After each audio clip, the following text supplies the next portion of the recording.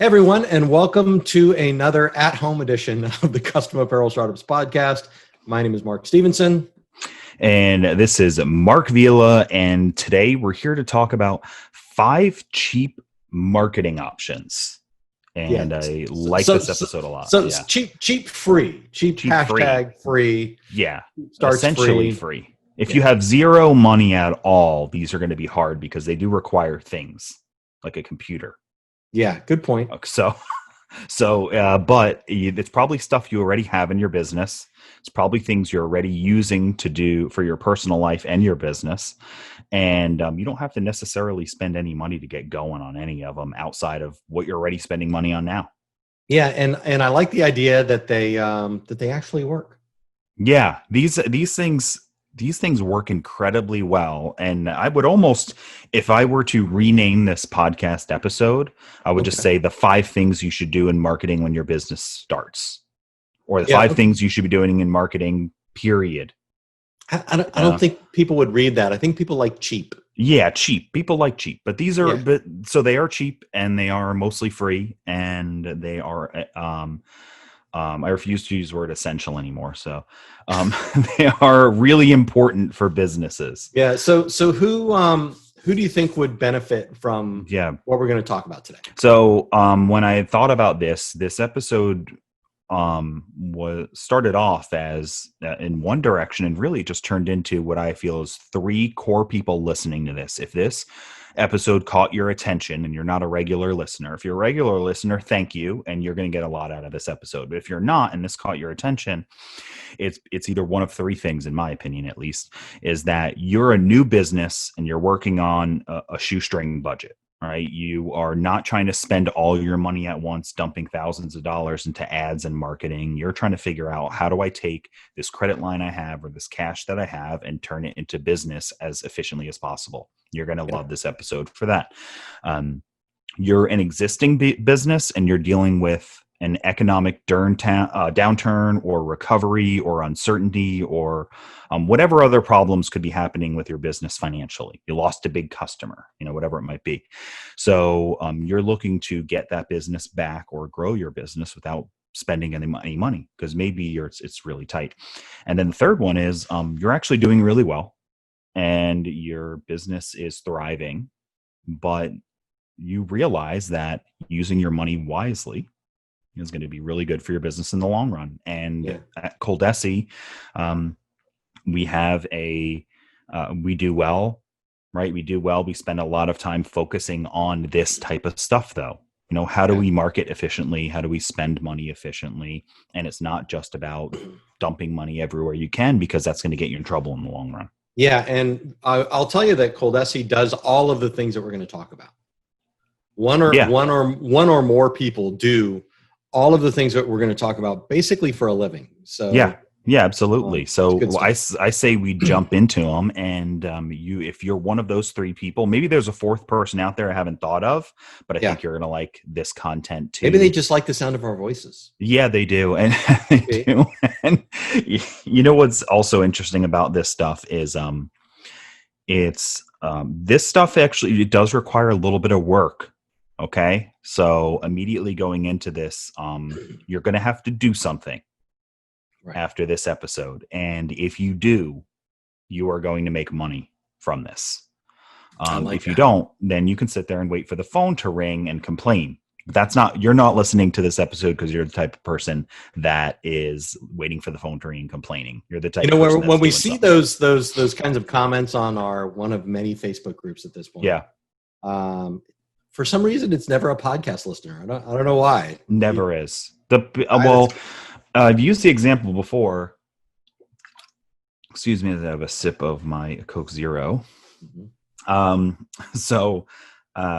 As I mentioned before, there was, I remember hearing somebody talking about being a good parent and baby books. I think if you remember, I've said this. I think it's an important thing to bring up again now that we're talking about that, is that what's the best baby book to get? I think is how the question started. Which one should I get so I know how to raise my baby correctly and I do a good job and they grow up to be, a great person?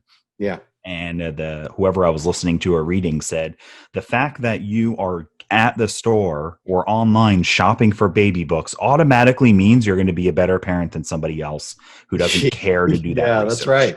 That's because right. you're going to be making you're first of all, you're actively doing something, right? Right. So whoever's listening, this is actively trying to improve their business because they're doing something. They're listening to a podcast that's designed to help improve their business.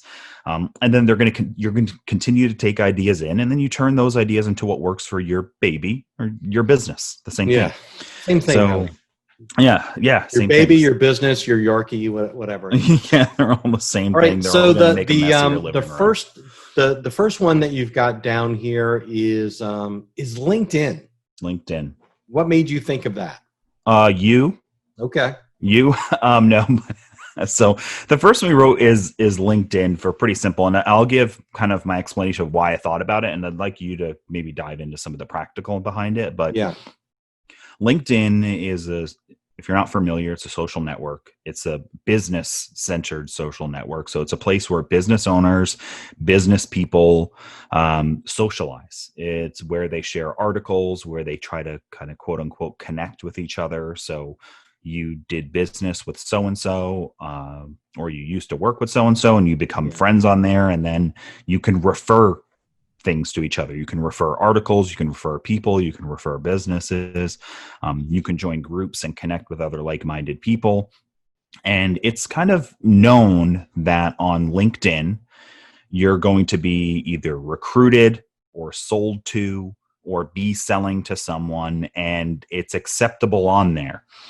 It's a little more uncomfortable to get a message from one of your friends on Facebook asking you to buy leggings, right? or join their Amway group. Do your friends ask you to buy leggings? That's Well, not me, but I'm sure somebody's had that okay. happen. Some Lululemon leggings DMs. And it can be a little awkward then to say no to your friend there. And it's because that's not a place for that, right? It's a place for your Right. friends to hang out. We'll get into Facebook later, but LinkedIn is a place for making business connections. So it's a great place to do that and to introduce yourself to people. So you did a good mini cast, which we'll link in the show notes. But can you, Mark, tell us a little more about what you think about LinkedIn and getting business there? Yeah, I mean, so it's been really interesting because I've been on LinkedIn for a long time, and it's evolved a little bit. When I first started on LinkedIn, it was pretty much a place to look for a job and to keep your resume always updated. Mm-hmm. But Microsoft got involved with LinkedIn some time ago, and they've really improved things quite a bit. So now it is it's a place where you build a profile to both to expose yourself to other businesses and to make connections with other businesses. So it's not a great place if you are a straight business to consumer. So if you sell funny reunion T-shirts, it's probably not going to be as good of a platform for you as if you sell trade show gear, or Mm-hmm. if you sell business apparel, or school apparel even is great on LinkedIn, because mostly it's people there that are there to network for their business. Yeah, you're more than likely to meet the owner of a realtor office that would like all Yeah. of their staff to have matching shirts or hats or whatever it is that they wear, or gifts that they want to give to their clients, than you are to sell funny political t-shirts. The funny Yeah. political t-shirts, you're probably better off selling on Instagram. Right. So I wouldn't expect that those are different directions to go. But LinkedIn is a great place to get those business to business clients, which are a fantastic source of revenue. It might not be your niche now, and we always talk about finding niches, but when you're looking to expand and grow your business, if your Right. niche is not doing enough, then you need to find another one. And Look at LinkedIn something just else. might, Like, yeah. yeah, I'll give you a great example. So, for example, because I represent ColDesi a lot on my LinkedIn profile, that I'm part of groups that have to do with not just marketing, but screen print marketing, T-shirt groups, T-shirt production groups, rhinestone apparel groups. So similar to Facebook. I participate in different groups to a different extent in order to make sure that people in that group know about ColDesi and what we do. There's some embroidery groups out there, and these might be good for you to join just for socialization personally with other businesses like yours.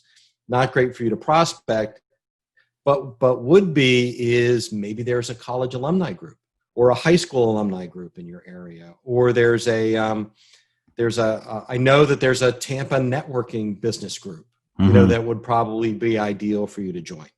Yeah. But you're going to want to, and please do look at the, I put a LinkedIn, a link in our show notes for a LinkedIn mini cast that I did on setting up your profile. And you really do want to go through that and make sure that you have a good base, because once you start connecting with people or trying to, then what's going to happen, the first thing they're going to do is look at your LinkedIn profile.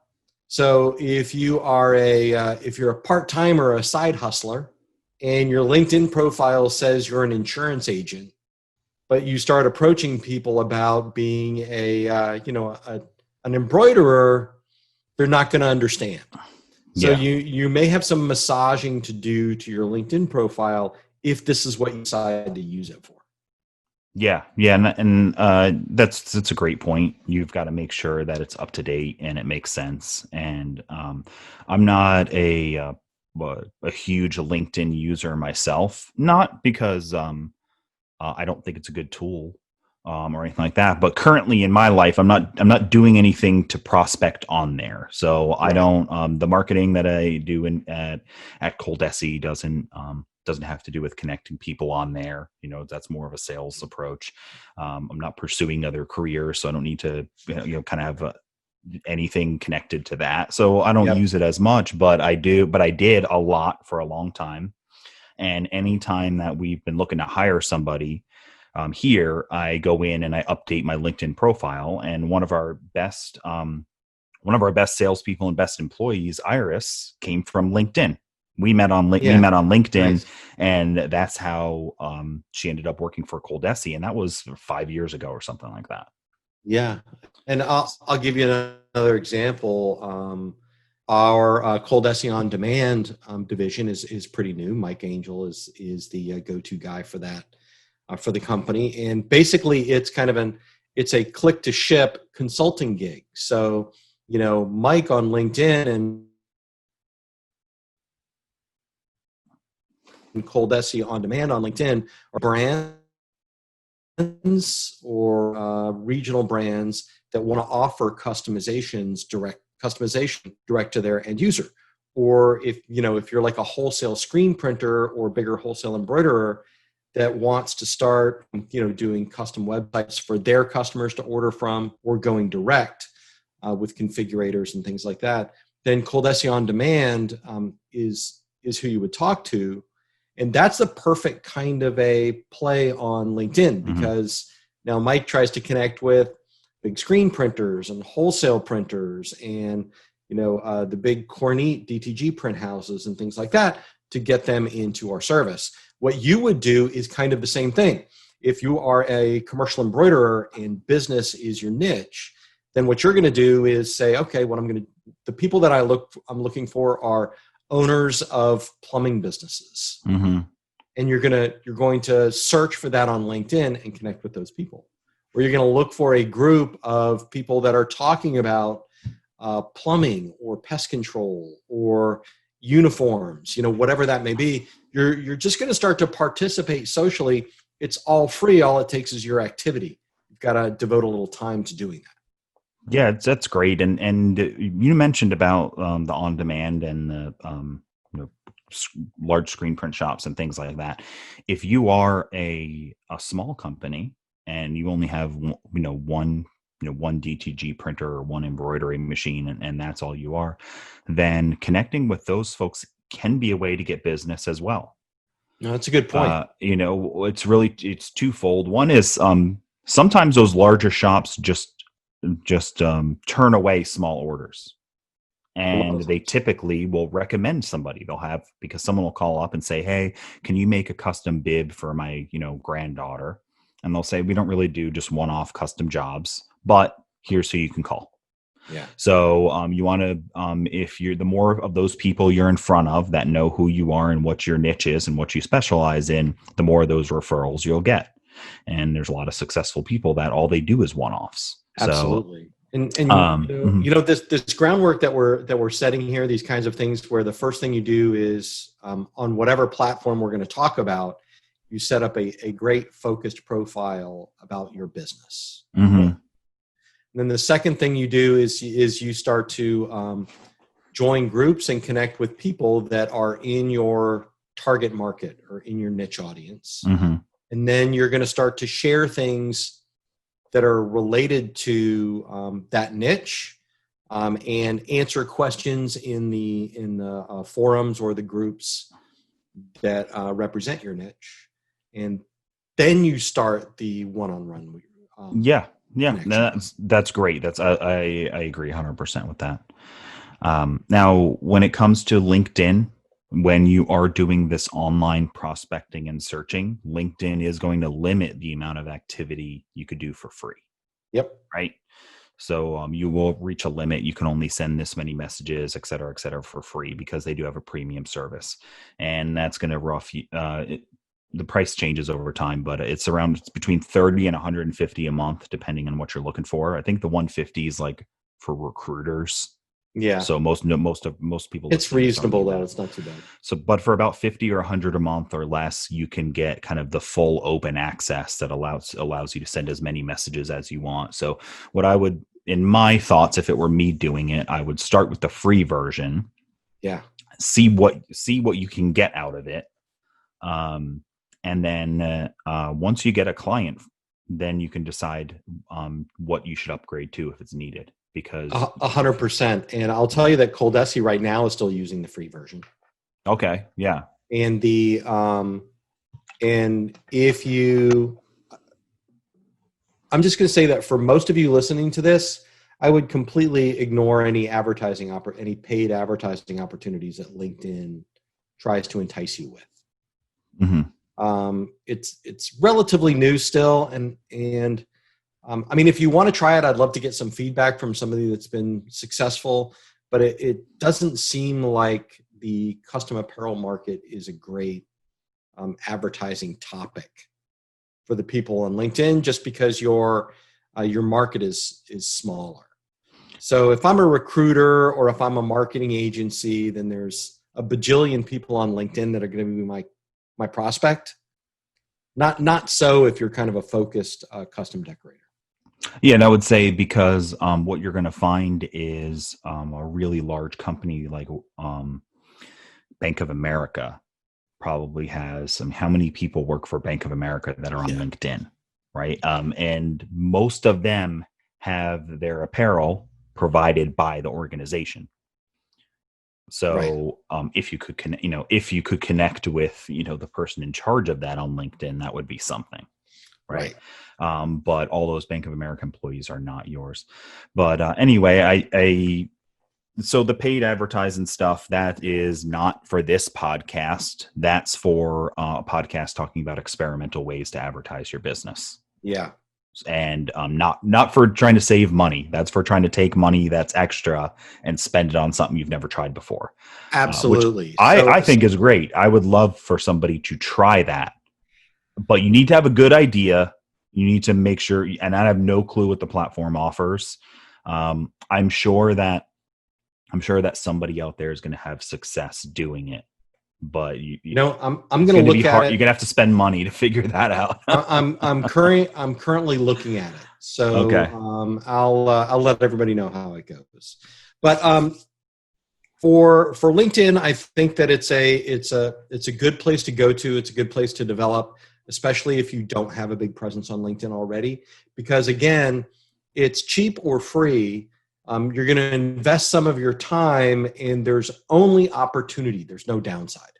Okay. So that's it. It's a great one. I think the next one is probably something that most of our customers will already be doing at least a little bit in some ways. Yeah, I agree. I think that's great. So to wrap up on the LinkedIn, It's really important to just start building connections on there because they will turn into business.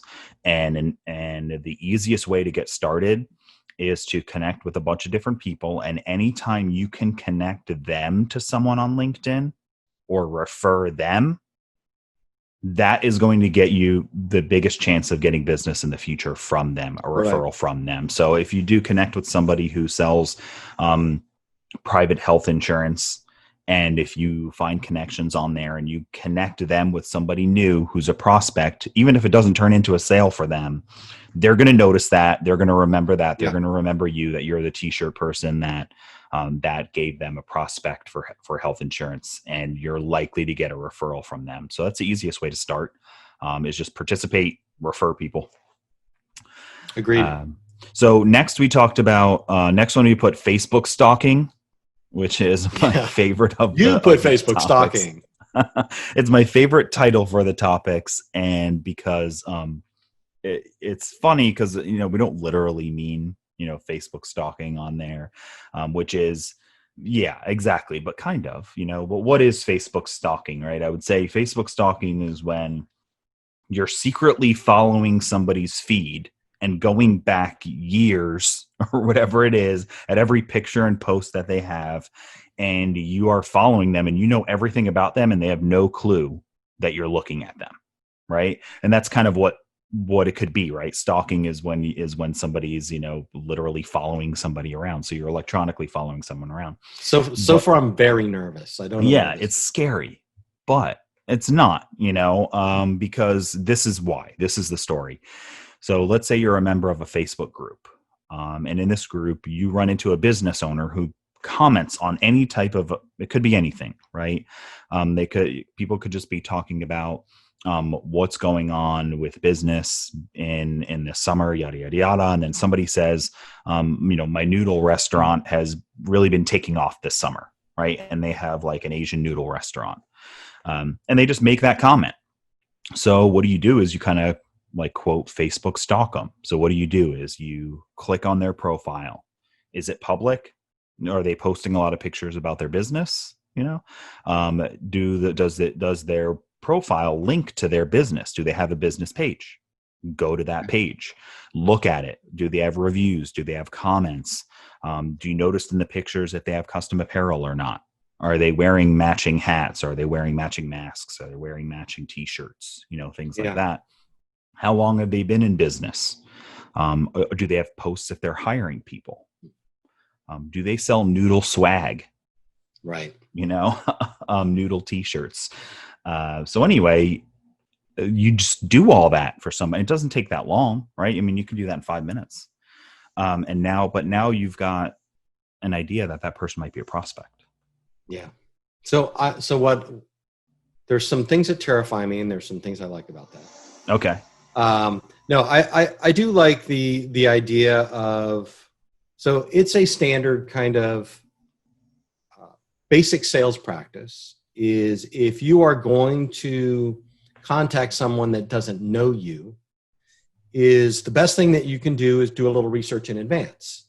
Like if I walk into, let's say if I'm doing an in-person sales call on an owner of a chain of hair salons, I don't want to walk in and talk about, so tell me what you do.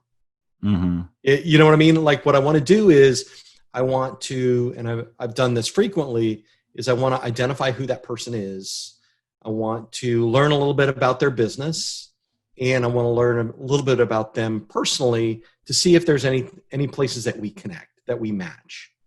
Now, if you are stuck at home this moment, or you don't feel comfortable getting in the car and going and hitting the local shopping center and going door to door to see what people might be interested in buying from you, what you can do is the Facebook version of that, which is what Mark said.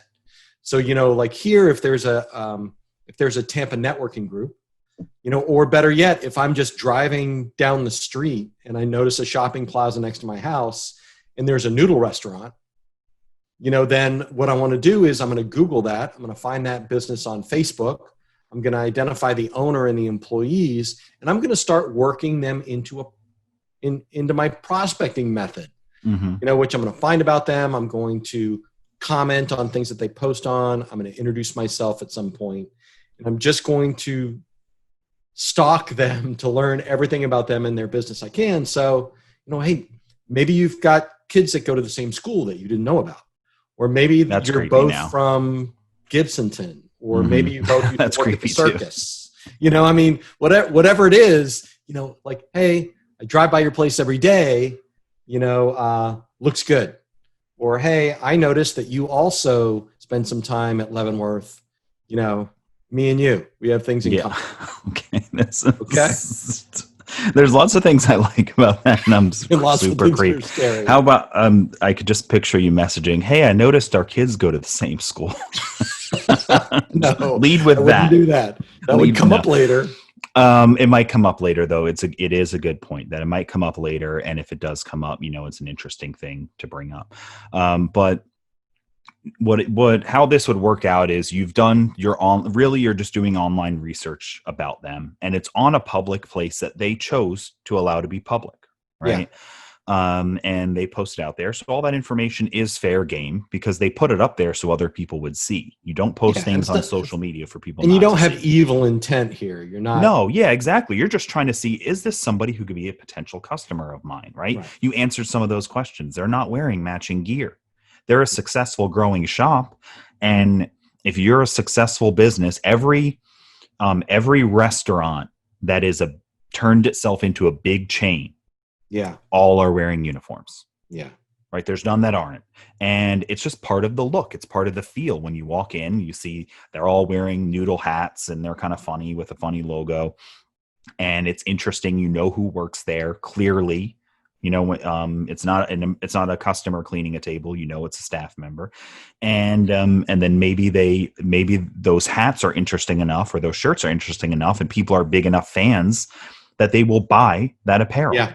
Yeah. And then you could help sell that. And we talk about that all the time. How many restaurants sell swag, which is an interesting concept, right? Plus, right now there's a big opportunity, speaking of restaurants, is, branded masks, are a big thing. So maybe the noodle place does have great gear. Yeah. But the employees are bringing their own face masks. Which is true of almost all of them still. Yeah. So that so they're opportunity bringing their own, or is out there. The owner is buying the box of the paper masks or whatever it is that people get, but the local chain here, Publix, has some really nice looking face masks that they give to their employees. Somebody got a really nice contract, made a really great product, and they look good. So they look nice. Let me break down the way that I would use my preferred method of using Facebook to get business.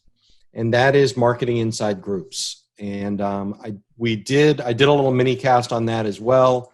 It's mini cast number 3. You can find it on the CAS. Yeah, it'll be in the show notes.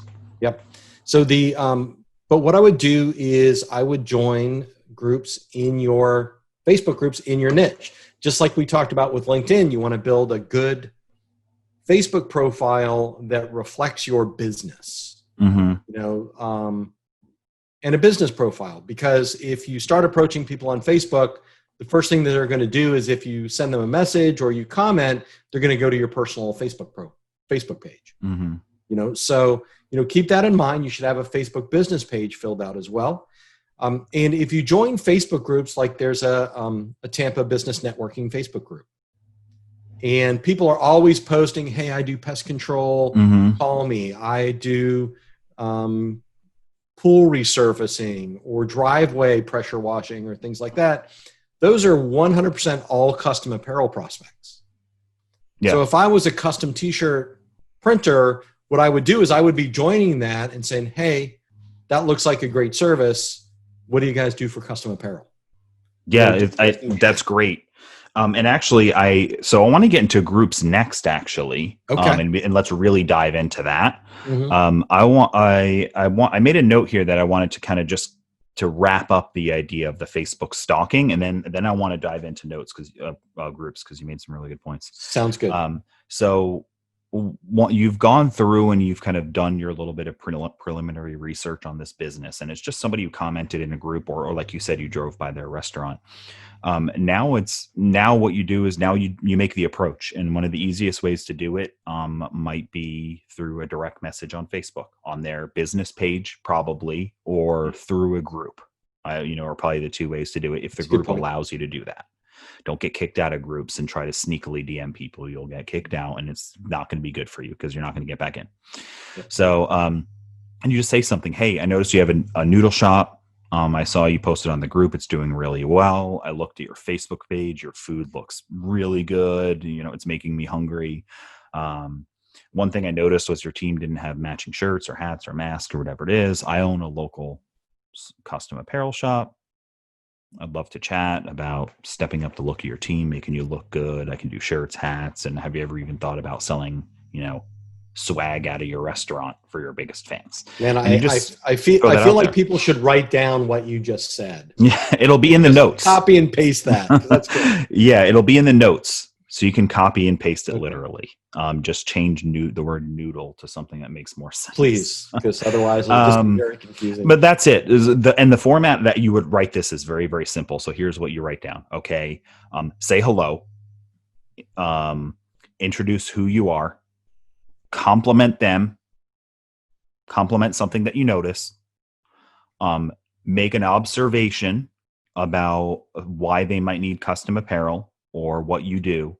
And then from that observation, have the solution. So here's the steps of that, of what I wrote, and you can hear it. Hey, I noticed you have a noodle shop and it's doing well. It's your introduction, you're in the same group together. They've probably seen, hopefully this is making some assumptions that you guys have interacted before, maybe on the Facebook group. So there's some assumptions there, but I looked at your Facebook page and the food looks good. Compliment. One thing I noticed was your team didn't have matching shirts. Observation. I own a local custom apparel shop, and I'd love to chat with you about stepping up the look of your team. Solution to that observation, and then finishing with being more specific. I can do shirts, hats, aprons, and even masks. Yeah, so there's the formula. Great. Simple. That's great. Bet you didn't think it was thought out, did you? No, I was like, you obviously have your own notes. No, that's all in my brain. No. So okay, now groups, right? And we said we noted here specifically join local groups and forums, but this is true of all groups. It doesn't have to be local, but local is important. It could be niche. Local can also mean niche local. That's a good point. Mustang fan groups, is very local to your niche. Further, Mustangs in Florida, if you're a Floridian, and Mustangs in Tampa, Florida is going to be even better because you can sell something. People love buying local. You can hand deliver or drop something in the mail really cheap and they'll get it the next day, stuff like that. So, but I'd love for you to chat more about that Facebook group. Yeah, it's just that the groups are kind of, they're your people. Like these are where your people are. If you sell camo or hunting gear or archery equipment or things like that, you're going to be in a group that talks about those things. If you are if you're a plumber, you're going to be in a homeowners group, offering solutions. If you are a custom apparel decorator, then you're going to be in the groups that are your niche or target markets. And if it is anyone in Tampa, so if your group is geographical, then you're going to look for those groups wherever they are. Mm-hmm. And if you are, and if you're national, you're going to look for groups that just have to do with your niche, or you, like Mark said, you can double down. Like I deal with mostly with plumbers and electricians in the Tampa Bay area. So where are those people? Not just where do they talk to each other, but where might they try to sell things? Mm-hmm. So I mentioned the Tampa business networking group or small business groups, because that's where businesses go to sell each other stuff. Yeah. Right. Yeah. And anywhere where people are selling each other stuff, they need what you sell. Yes. And it's likely to be received well. Yeah. Because you go there with an expectation of being sold, right? If you go to a trade show, for example, then you're going to a show knowing that there's a lot of people there trying to sell you something. If you go to a mall, right, you know you're going to be tried to be sold something off of a shelf. So it's okay to do that there, and because it's expected. You can be direct in groups like that. Yes. Now, if you're just going to go into, like, if you sell cheerwear, for example, you don't want to join the Florida cheerleading group or forum or whatever it is, and then just start talking about the stuff that you make. Right? Chances are they're not even going to allow that. Yeah, I mean, because the people in that group, I mean, think about it. If it was you, the people in that group are not there to sell or be sold to. They're there to talk about something they love doing or are passionate about. Mm-hmm. And your job is to participate and support that and look for opportunities to introduce what you do. Yeah. So I would think a great opportunity might be to people are sharing something that they recently purchased, right? Like a bow or a t-shirt or a bag or whatever it might be. That's a great opportunity for you to comment and share yours. Yeah. And then likely somebody will say, cool, where'd you get that? I actually make them and sell them. Name of my business is Bo's Boutique. Yep. You'll also get people just out and out calling out. They're looking for referrals. You know, if they might be there looking for last minute warm up jackets. Mm-hmm. You know, does anybody know the best place to get Cheer Mom t-shirts? Or does anybody know the best place I can get this customized? Those questions happen all the time in forums. Yeah. And if you're there, you know, the idea is for you to participate in advance. So if you're there, you're building up a little trust. Yeah. So I'll give you another example. The Custom Apparel Startups Facebook group. You know, we've got businesses in there that are digitizers. They're only digitizers, and some of them they participate in the group. They'll comment on people's embroidery. They'll show examples. They'll answer questions like if somebody's having a problem, and then occasionally when someone asks, you know, if anybody knows a good digitizer, they'll post. So yeah, I do that. You know, feel free to call me. And those are fine. But if you want to get removed from the CAS group, just come on 4 times a week and post, I do digitizing for $15. Yeah. You know, and that's the topic of your post, because that's not what it's for.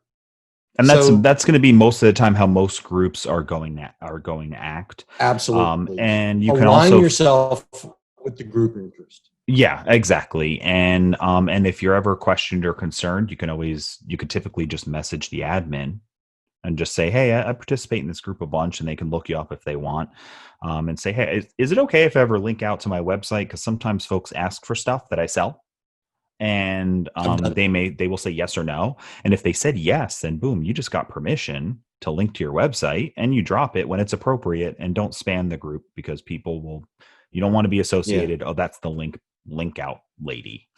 You want to be somebody that's trusted and liked. And I think it's really simple of just sometimes you just have to say, good job, great work, happy Friday. You know, people will see your name. Hey, listen, you know, in most Facebook groups, even the really big ones, if you comment daily or 5 times, even if it's just 5 times a week, even just to like something, you will quickly become one of the most active people on the Facebook group. Statistically, absolutely. So even in a large group, if you just go in 5 times, you make a comment, hey, that looks nice. I like that. I did something like this. That's a good question. Maybe turn it inside out before you wash it. You know, whatever your comments are, if you post and comment 5 times in a week, it's not going to be long until you're one of the people that are key to the group. Yeah. And that's a good position for you to be in when you reach out. Absolutely. Yeah. If you reach out to the admin, oh yeah, I know you're here every day. Yeah, I know. You know, this is a fun group for me. You know, yeah, of course you can do that. Thanks for participating. You had mentioned one that a couple actually that I hadn't thought of as far as like local groups and forums. You put in Nextdoor. Yep. How would you do the same kind of thing in Nextdoor? So I would treat it very similarly, almost exactly the same, right? So in Nextdoor, people typically are complaining about the HOA. No, but typically people will say, hey, does anyone know a good trash hauling service? Does anyone know a good tree trimmer? Hey, I saw that there was some police at the exit of the neighborhood. Was there a car accident? Does anyone know, if the when this new 7-Eleven is going to open up? Things like that. So Right. participate and comment on those things.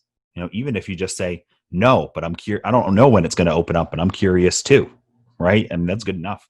Yeah. If you've used a lawn service or tree trimming service or whatever it is, and you like them, and if you've given them money in the past few months, I mean, definitely just mention their name. Better if you give their phone number or web address, but just so you participate. The more you participate, the more people in your community will know who you are because you're one of the people that is always commenting. I know in my Nextdoor app, I know people that I see on there often. Okay. I know the Karens of the neighborhood. I know the, and I know the people who just like, who like to have fun on there. I know the trolls, etc. So do they ever do like business call outs, like, list your business? I've seen some. So in mine, and I don't know how it's admin. How someone becomes an admin. I guess they just claimed the neighborhood a long time ago. Okay. I have no idea how it works. Honestly, I never researched it. Forgive my ignorance. But in my area, I will see posts of people say, "Hey, I'm a tree trimming service if anyone needs it." And by the way, so and so is one of my customers. If you want to, if you want to find out a good review, approach. So I think that's fine. But I do see posts get removed, and I'm confident you would just have to look to see if there's some local rules or regulations about you posting your business. But it's the same as Facebook groups. You can just drop your business every once in a while, and nobody's probably going to give you any trouble for it. Right. It's only if every day you're posting your new cool funny t-shirt that you sell online and you're posting it on there, that's not about your community. So it should be about your community when it comes to Nextdoor, and just become known as the embroiderer or the t-shirt person. And when you're known on there, your name will get mentioned. It will also give you the opportunity to stalk folks, which means somebody goes on there and they say, "Oh yeah, I've got a noodle shop down the road. That's in the same parking lot as that 7-Eleven." And then you go ahead and you can look them up on Facebook or online or Google them and find out if they're a prospect for you. And then you can comment underneath there, "I just looked your restaurant up. Looks cool. I'm going to go there for lunch." And then while you're there, maybe you see the person because you saw their picture, and you introduce yourself and you say, "Hello, thanks. The noodles were great. I noticed nobody here is wearing any noodle swag. By the way, I do this." That's it. You picked the best examples, by the way. Thank you so much. So noodles. This podcast is moving along slowly. Yeah. So let's go ahead and move on to the next ones, because I think read the show notes. We might have some more things that we mentioned in there. But the next two are kind of similar, but very important, very easy. Not easy, hard. No. Email collecting and sending. Yeah. So what I mean, we're doing the same things, right?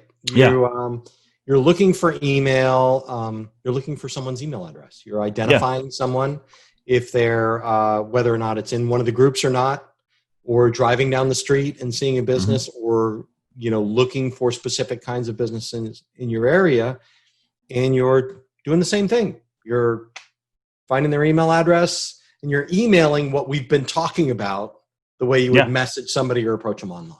Yeah, same thing. You do it in email the same way you do it on the phone or in person or through a direct message.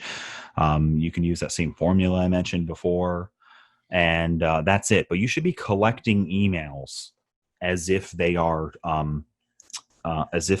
tokens at Chuck E. Cheese, that eventually, as you collect more and more, you will get a prize. Okay.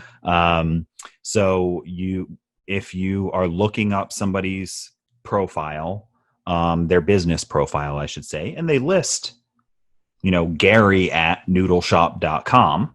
Yep. Right there on their business page, they gave that email address out publicly, which means that they are expecting to get emails from strangers.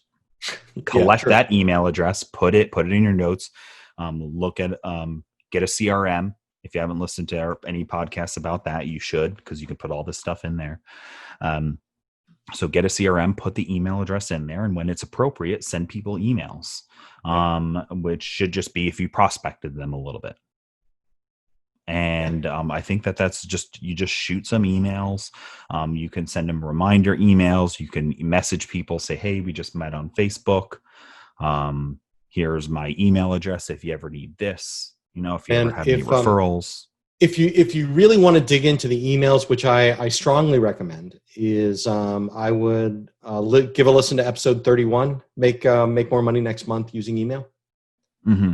Oh, yeah. Yeah. There you go. Perfect. We do a solid hour on that goes all the way through it. The difference here, I think we're pointing out, is just that you're using it as another way of free contact or cheap contacting. You might need to use, if you start to get a lot of emails, you might have to start having to pay for a service. But most of what we're talking about here right now is the same pattern. You identify a business, you go find their contact information, you send them an email or 3. Yeah, absolutely. Right? And you can ask them to do anything in these emails. It might be asking them for business, asking them for referrals. You might be referring somebody to them, which is always a great way to get business. Hey, I just wanted to connect you with this person. The same things that you mentioned before. Yep. Which were hello. Yeah. And then you send reminder emails too, or question emails. So you may have introduced them once before and it went nowhere. Yep. Maybe they didn't even reply. Right. But you can email them again in a month and saying, hey, Halloween is coming. Is your restaurant going to have any specific Halloween apparel for your staff? If there is, we can talk about, if you would like to talk about that, I got some great ideas. Yeah. For all of the things that we're talking about today, it's not a one and done effort. Yeah. So you don't message someone once or email someone once and they say, okay, that person is either a customer or I can scratch them off my list and never contact them again. Mm-hmm. Right. So you keep that information and you use it many times before you make a decision one way or the other. Yeah. I think that's great. And, you get a CRM, you put all this stuff in notes. Every time you communicated that them would put in notes, you put if they responded or not, how they responded. You keep notes on this stuff. You keep collecting the email addresses. And eventually those email addresses will turn into money. Yeah, I love that. So, and the next one is pick up the phone. I like that you left this last. Yeah. Because if we start anything with pick up the phone, then people just immediately turn the podcast on. Yeah, I'm not calling anybody, which is funny. It's so interesting that is a scary thing. Yeah. Because they can't do anything besides like hang up at you or be rude. That's the worst thing that they could do. Don't ever call me again, hang up. Yeah. I mean, that's about the worst thing they can do. Yeah. And, first I want to differentiate between what you're doing and what the guys who keep doing the automated calls and automatic text that I get to sell my house. Yeah. Right. Even though that works because it still happens. Yeah. Even though that works, you're not doing that. You're identifying a business that you can help and you're introducing yourself and your capabilities to that business. Yeah. Yeah. It's not a random spray and pray. Kind of yeah. And this is great if you've got a good personality, if you make friends easily, if you socialize well, then this is just going to be really good for you, especially, if you're an extrovert, because, what a text message or an email or a direct message can't do is express the emotion, the inflection of your voice. And we all know somebody that when you talk to them, you just like them for some reason. Yeah. Right. And if you're that type of person, you got to do this first and foremost. So picking up the phone, the note I put here is this is free. This will get you business. Yeah. 100%. Yeah. It's a very active way to sell because you are getting someone's attention for a period of time. Only that, right? When they pick up the phone, they say hello. You've got their attention. Yeah. And I put it, it takes some chutzpah. I like that. It takes a little bit of guts because it's, for some reason, it's a little scary to be on the phone. Am I going to freeze up? What if they say this? What if they ask me a question I don't know an answer to? What if they hang up on me? All of those things, if they do any of those things or whatever, at the end, when you hang up the phone, you're still sitting in your chair by yourself. So it's okay. Good point. And it's very few people are rude. And we talk about this every time we talk about phone calls. And and it's okay. You're calling up for a specific reason. If they're not interested, maybe they're busy. They don't have to talk to you, but you want to give them the opportunity to. Absolutely. So I say, there's some little tips for doing this. Well, backing up a second, all the prospecting we talked about before is going to really help you with making those phone calls. You can just go to Google and search. You mentioned plumbers and pull up the list view and dial straight down. Yeah. You will make money that way. Yeah. Okay. It's a little harder to do. It's a little colder. You don't know much about them. And maybe, but that is a way to do business, and you will make money if you do that. If you call every single plumber in your town, you probably will sell somebody some uniforms soon. And I will tell you that you're the only one doing it. Yes, you're probably the only one doing it. I mean, too, actually, I don't know. People just don't get prospecting calls that often anymore. Well, and not for our industry as much. Now, there are some others. There are industries that are very phone centric, SEO companies, because it's all profit and they don't really do anything. Merchant services, because they know once they get that credit card machine in your business, you're probably not going to change it anytime soon. Right. Different things like that, you will get a lot of prospecting type of phone calls for. But as far as hey, can I make you custom t-shirts? It's just not going to happen. And I also want to mention that about the groups and such above, LinkedIn and local groups. Everyone knows somebody who used to be a realtor. Right. Everyone goes out there and thinks they can get their real estate license and make a bunch of money. And there's a lot of real estate agents out there. If you're in a group, there's probably 5, right? If you're in a group of 100 people, there's probably 5 that are at least. And there's some other industries that are like that, but there's probably not 5 people who are embroiderers or custom t-shirts or bling businesses. Definitely not. Yeah. Definitely. There might be one, but they probably don't specialize in exactly what you do too. So if there is another person in that group, you should definitely befriend them, find out what they do, what's their niche, what do they specialize in, is there anything they don't do? And if you are opposites on that, then you become friends. Yeah. Okay. Yeah. I don't do any embroidery. Perfect. I do. There you go. I don't do any screen printing. So I'll refer screen printing business to you and back, or we can do each other wholesale between each other, whatever it is. So anyway, I digress. So you pick up. So one of the tips when you pick up the phone is try to call during slow times for that business, because you're don't call a restaurant during lunch. Is that what don't call a restaurant during lunch? Don't call a restaurant at 6 p.m. You're not going to get the manager on the phone. And if you do, he or she is hanging up immediately and walking away. So you call a restaurant at 2:30. Yep. Right. In between lunch and dinner, that's when the manager is typically doing paperwork and stuff. They'll take a phone call then. That's just known in the restaurant industry. If you're going to sell something, if you want to have a meeting with your manager, whatever it is, that's the time frame you're doing it. Yeah. Maybe for service-based industries, it's 8:00 in the morning. It's before their first appointment. During the day, they're slammed. During lunch, they're eating. And at the end of the day, they're beat. They're tired. They've been electricians they've been in 8 attics today in the summer. They do not want to talk about t-shirts. So you call them 8 a.m.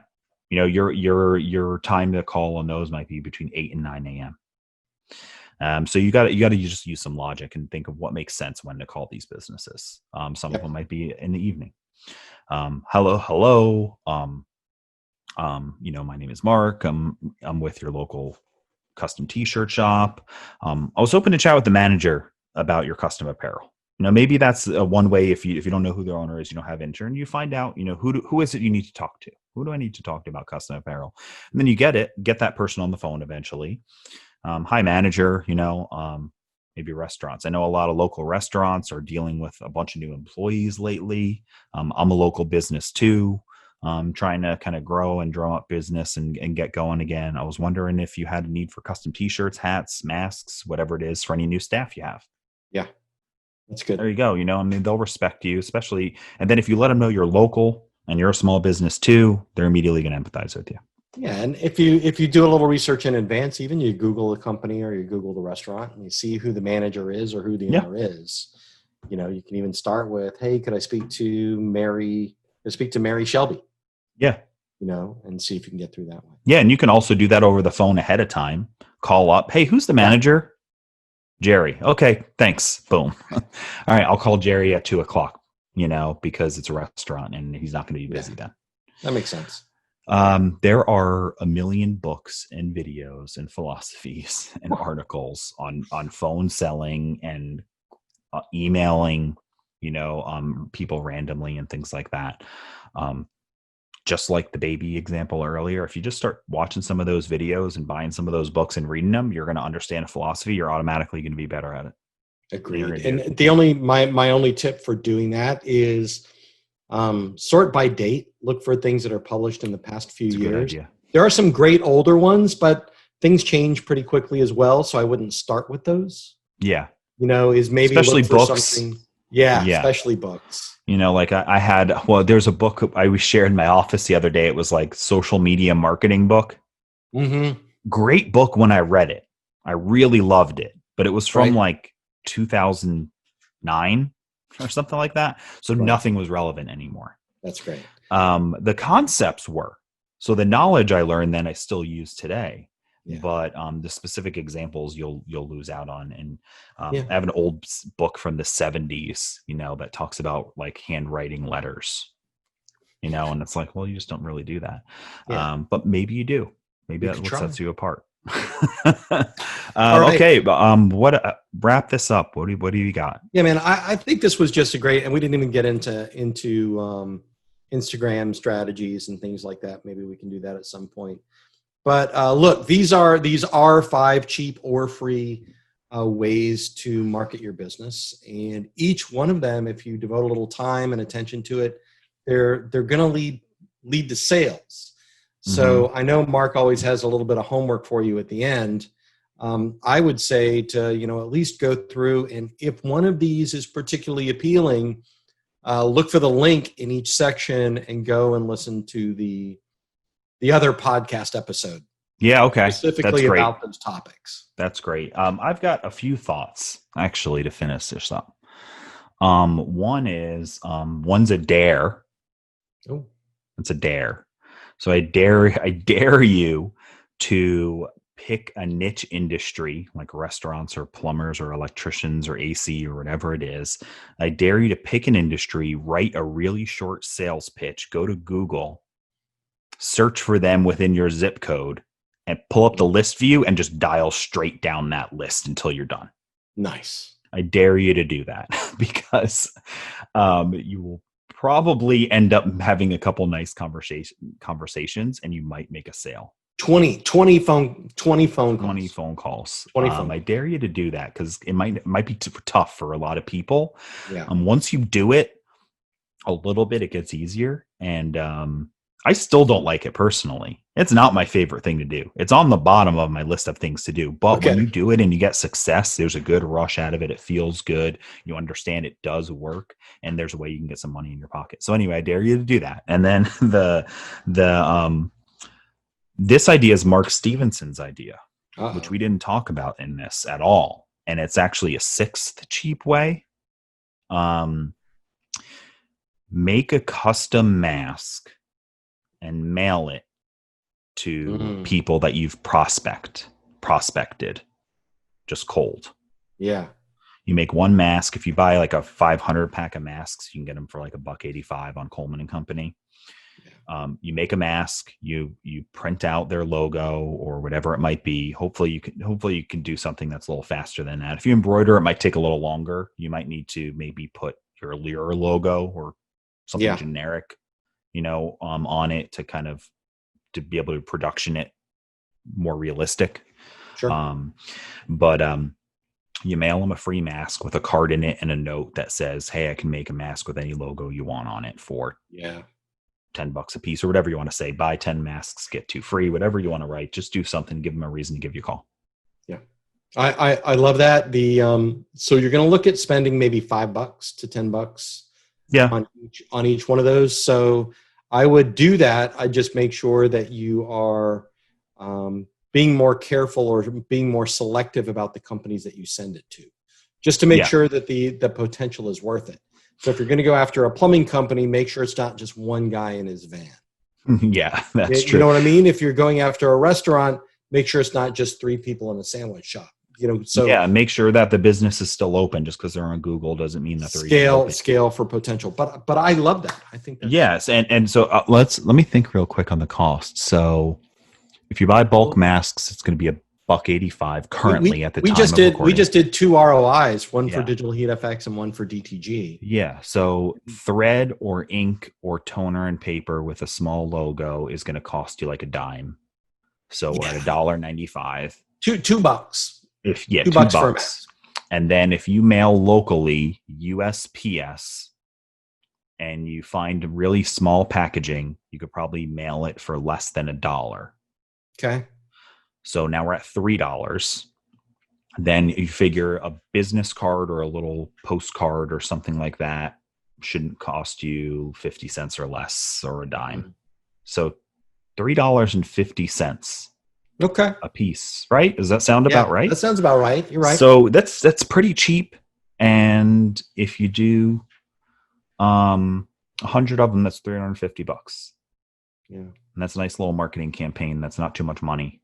You can put it on a credit card even. It's something anyone can do. I mean, that's what I mean. You can put it on a credit card. You probably have $350 cash. And it's a pretty cool way. If you identify 100 businesses that you think are pretty good prospects. And then you email them and then you call them, by the way. Yeah. I like it. So good. That's a wrap. That is a wrap. This has been Mark Stevenson from ColDesi. And Mark Vila from ColDesi and Coleman and Company. Be sure to check out colemanandcompany.com for if you're looking for any blank apparel. We've just added a ton more, including masks. And check out ColDesiGraphics.com as well. Another little pitch. If you're looking to get custom logos made or embroidery digitizing, they actually sew out the design for you. So they digitize your design and then they sew it out on the color and type of material you request and send you that picture along with all the information in the files. So you know that the design looks great and how it'll sew out before you even turn your machine on. I love it. Thanks for listening, everybody. You guys have a great business. Thanks. Bye-bye.